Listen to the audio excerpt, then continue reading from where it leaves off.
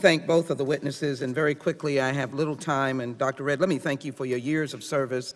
Can I find out the first moment that this country detected the coronavirus was coming in this direction?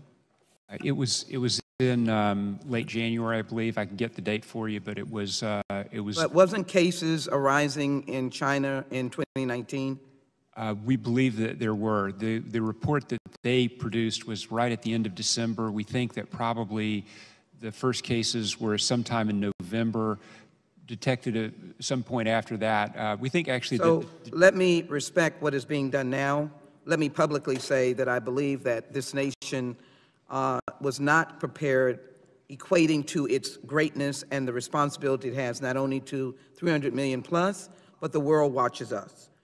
You are with the CDC, and we needed to be far better prepared. The first thing I want to have is, as members spread out to their districts, we need an 800 number because we cannot use coronavirus.gov and anything else. As members, I've got people calling me and asking, are we closing their schools?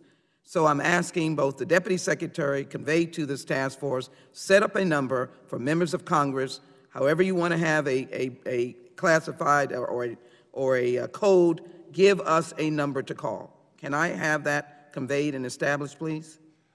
I think we can commit to getting you a number that you're going to get an answer to. I appreciate it. Thank you, Doctor. I think that the question of whether a particular school is closing or not is not something. No, I'm just saying these are the kind of calls that are coming in. Let me move on. The level of contagiousness of the coronavirus, would you explain that very briefly, how contagious it is? Sure. The measure that is used to describe that characteristic of a virus is the number of additional cases that would arise from one case. It's called the R-naught. And I'm sorry, I'm going to have to ask you to move quickly on that. Okay. Yeah. For influenza, it's 1.5. For this virus, probably somewhere between 2 and 3. So it's more contagious. It's more contagious. This is the kind of information that really needs to be presented to the public, not out of panic, but in terms of educating them. Let me go to the test kits. You indicated that there were 75,000 to be tested, and is that test kits or test? Those are tests. And I agree that this nomenclature of kit has been confusing. Right, so these are individual tests, 75,000. Correct. Is the 1 million individual test as well, or kits? That's people. People, so 1 million people possibility, but not yet. It's been sent out. I think that the availability depends on other factors than the test materials itself, and that's really the logistics of. But they are going out to labs and local governments, or they're going to physicians and hospitals? These are the laboratory companies that do these tests. Right, so you have to access that. Correct. And there is a process to be tested. People need to be trained on how you use the test.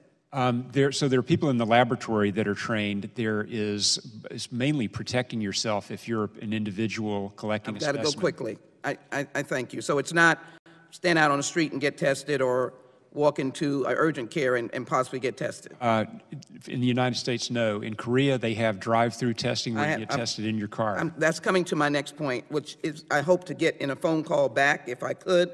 Low-income people, poor people do not have medical providers. They are walking into urgent care, clinics, or hospitals. You have got to be able to respond, and I'm not going to take the answer right now. You've got to be able to respond to that.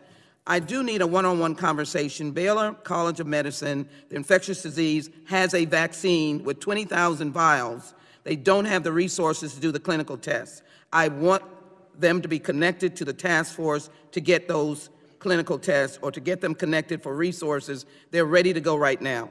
They're not Jackleg Joe or somebody down the road in a lab that we can't find. I need that to happen right now. So I don't want, again, can I dialogue to find out how to work that out or who to connect them to?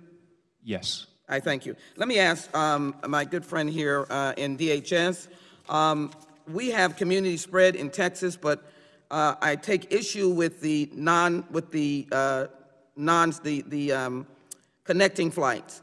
So our community spread came through a person who came from Italy to Frankfurt to the United States. And CBP is not prepared.